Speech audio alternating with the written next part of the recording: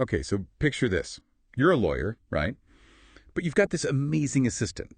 And this assistant can just whip up legal documents like it's nothing, dig through tons of case law, and even help you come up with awesome litigation strategies, all crazy fast. Doesn't that sound amazing? It does. And the really cool thing is this isn't some far-off sci-fi thing. We're Right. talking about generative AI, and it's already starting to change how the legal world works. And that's what we're diving deep into today. On this deep dive, we're going to unpack what generative AI is, how it's evolved over time, and what it all means for you as you're getting ready for a career in law. Think of this as your guide to this super powerful tech. We're going to be focusing on the first chapter of Name of Source Material. It does a great job laying out the whole landscape of generative AI and how it's being used in legal services. So before we get into all that, let's rewind a bit. Before we had AI drafting these legal briefs, it was all about this really rigid, if this, then that type of programming. Can you explain why that old school approach just doesn't work in a field as complex as law? Well, imagine you're trying to program a simple contract, right? With all the different clauses, conditions, all those little what-ifs.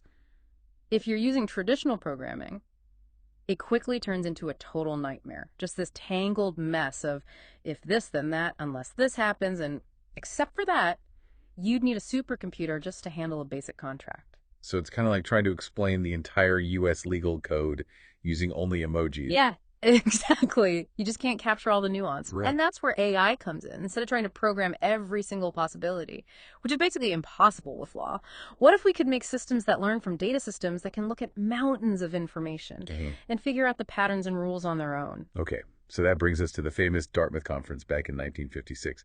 It's wild to think that the term artificial intelligence was actually coined way back then. Yeah. And they had this super bold vision to basically create machines that could think like humans. Yeah.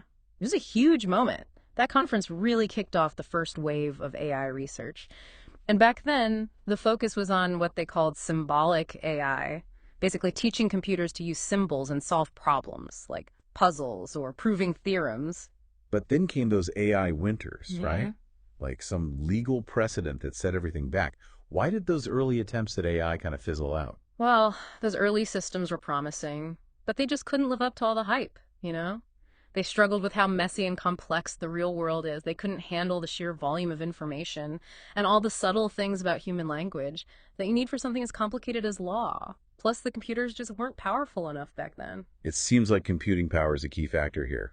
Did things start to change with that second wave of AI? Yeah, for sure. That second wave brought in statistical methods and these things called expert systems. But even then, we were still limited by the tech at the time. Think about it.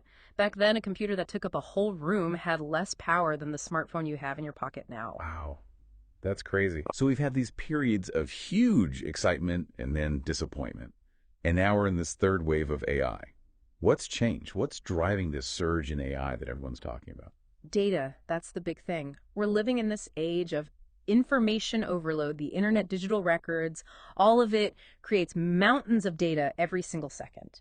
And that combined with the fact that computers are getting so much more powerful. It's been like rocket fuel for AI development. Suddenly, these complex algorithms have all the data they need to learn and evolve at an incredible pace. Okay, so more data, more power. And now AI is going from doing simple tasks to maybe taking on some of the really tough stuff in law. And this is where generative AI enters the picture, right? It's not just about analyzing data now. It's about actually creating things. Exactly. And to really understand that leap, let's look at this fascinating example from the world of gaming. You might have heard of AlphaGo. It was developed by DeepMind, and it totally mastered the crazy complex game of Go, which for a long time people thought AI would never be able to do, but then they created AlphaZero, and that's where things got really interesting. AlphaZero. That sounds intense. It was a total game changer. You see, AlphaZero learned to play Go chess and shogi, not by being programmed with the rules, but by playing against itself, millions and millions of times. Basically, it figured out the rules and how to win all on its own. Wait, so it taught itself how to win these incredibly complicated games Yeah. just by playing. That's mind-blowing. And here's why that's so important for law. If AI can figure out something as complex as Go, just imagine what it could do with legal doctrines, precedents, all that case law. We're talking about potentially analyzing legal situations and predicting outcomes in ways that were never possible before. For you as a future lawyer, this could be an incredible tool. So AI is going from playing checkers to maybe actually arguing cases in court. There's a huge leap. But before we jump into how this will impact your future legal careers, Let's break down exactly what makes generative AI different from other types of AI. What sets it apart? Okay, so we've talked about how AI has evolved to be this super powerful tool for analyzing data, but now let's focus on generative AI. It's not just crunching numbers. It's actually creating things. It's like AI went from being a calculator to being a novelist or even a lawyer. Yeah, that's a great analogy. Think about the predictive text on your phone, right? It suggests the next word you might type based on what you've already written. Generative AI is kind of like that, but on a much bigger scale. So instead of suggesting a word, it's like suggesting a whole legal argument. Exactly. These models are trained on huge amounts of data, legal text, court decisions, contracts, you name it. And they can use that knowledge to create new content, like a clause for a contract, a legal brief, or even a piece of legal advice. That's pretty mind-blowing. But I gotta be honest, it also makes me a little nervous. What about accuracy? Can we really trust these AI systems to get the law right? That's a really important question. And while generative AI is super powerful, it's not perfect. It can make mistakes sometimes, and even hallucinate, which means it might generate text that sounds right, but is actually factually wrong.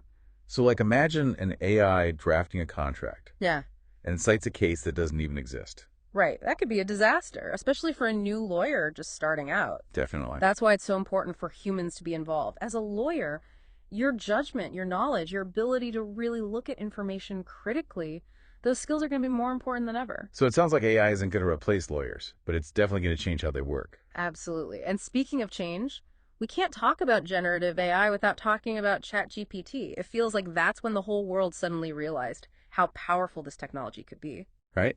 It was like overnight, everyone was talking about AI writing Shakespeare or composing music. And of course, there was a lot of buzz about how ChatGPT could be used in law. What made it such a game changer? Well, a couple of things. First, the technology itself was a huge leap forward. ChatGPT is based on this large language model called GPT, and it's trained on a massive amount of text data. But what really made ChatGPT different was how accessible it was. Yeah, anyone could just log on and start using it. You didn't have to be a coder or an AI expert. Exactly. And that made it much easier for people to see the potential and also the potential risks of generative AI. Right. And those risks are something we need to be really aware of as future lawyers. For example, who's responsible if an AI tool gives inaccurate legal advice? Or what if someone uses these tools to try to practice law without being qualified? These are all questions the legal profession is dealing with right now. It sounds like the Wild West out there. Yeah. But even beyond these immediate concerns, there's this bigger, almost sci-fi question. What happens when AI becomes as smart as humans? We're talking about artificial general intelligence, or AGI. Yeah, AGI. That's like the holy grail of AI research. It's the idea of an AI system that can understand, learn, and reason just like a human being, and not just in one specific area, but across all sorts of different tasks and fields.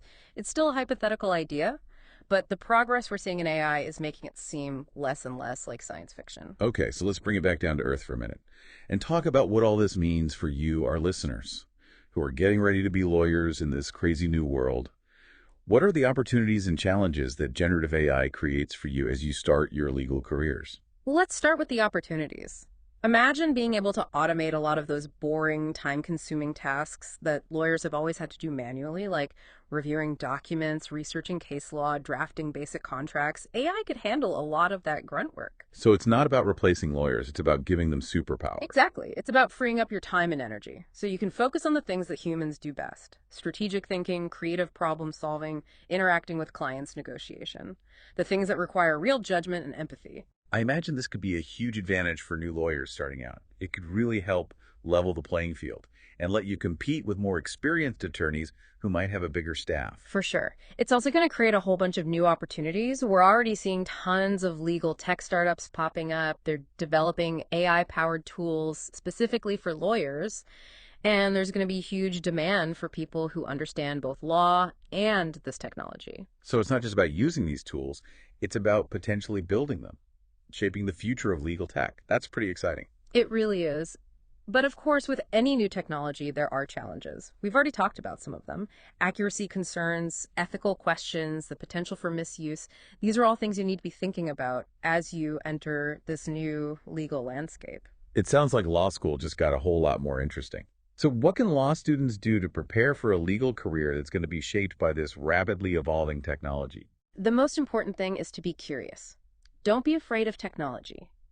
Explore these AI tools, play around with them, understand what they're good at and what their limitations are. So don't just read about AI in a textbook. Actually get out there and use it. Exactly. There are so many resources available online, and a lot of these tools have free trials or educational versions. You can start experimenting with this technology today. Wow. And as you're experimenting, remember that critical thinking is key. Don't just take what an AI tool tells you as the absolute truth. Question it, analyze it, double check it with your own knowledge and understanding of the law. It's like having a super-powered research assistant, but one that needs supervision. Right. And finally, think about how you can be part of creating the ethical and legal rules that will govern how AI is used in law. This is a field that's changing super fast, and there's a lot of work to be done to make sure these technologies are used responsibly and ethically. So it's not just about being a passive user of AI, it's about actively shaping its future. Exactly. And that wants us to a fun little experiment I'd like you to try. So before we wrap up this deep dive into generative AI and what it means for your future law career, let's try a little experiment. It'll give you a sense of how AI can make even the trickiest legal concepts more fun and a lot easier to understand. Okay, I challenge you to go to ChatGPT or any similar AI platform and type in this prompt, explain the concept of consideration in contract law, but make it a bedtime story about two friends exchanging marbles. Okay, so we're asking AI to turn contract law into a bedtime story. That's interesting. What's the point of doing that? Well, it's all about seeing how AI can take something that's usually really dense and technical and turn it into something engaging. See how it takes those key elements of offer acceptance and mutual benefit, like the core of consideration, and weaves them into a simple story even a kid could understand it. So basically, Yeah. we're turning a boring legal textbook into a fun children's book with the help of AI. That's pretty cool. Exactly. It's just one example of how generative AI can make legal knowledge more accessible. But remember, like we've been talking about, AI is a tool, and like any tool, it can be used in different ways. It's up to us to use it responsibly and ethically. So as we wrap things up, what are the key takeaways for aspiring lawyers like you who are about to enter a legal world that's becoming more and more intertwined with AI? I think the most important thing is that generative AI is here to stay. It's not just a fad. It's a fundamental change in how we work with information and knowledge. Ignoring it would be like refusing to use a computer in today's world. Right. You got to embrace the change, explore the possibilities, and not be afraid to experiment. You can actually start playing with these tools right now and get a feel for what they can do. Exactly. And the second thing is to remember that AI is a tool. It's not a replacement for you. It's about working with AI, not competing against it. Think of it like a super powerful assistant. That can help you be a more efficient and effective lawyer. So it's about using AI to boost your skills and expertise, not to replace them. Right. And third, always keep the ethical considerations in mind. Like we discussed, there are risks with accuracy bias and misuse of these tools. It's up to all of us to make sure AI is used responsibly and ethically in the legal profession. And finally, even in an AI-driven world, the human side of law will always be critical. Clients need empathy, understanding, and judgment, qualities that AI just can't replicate. So as you start your legal careers, don't just focus on mastering the technology. Keep working on your critical thinking skills, your communication, your ability to connect with people and build relationships. Those human skills will be even more valuable in a world powered by AI.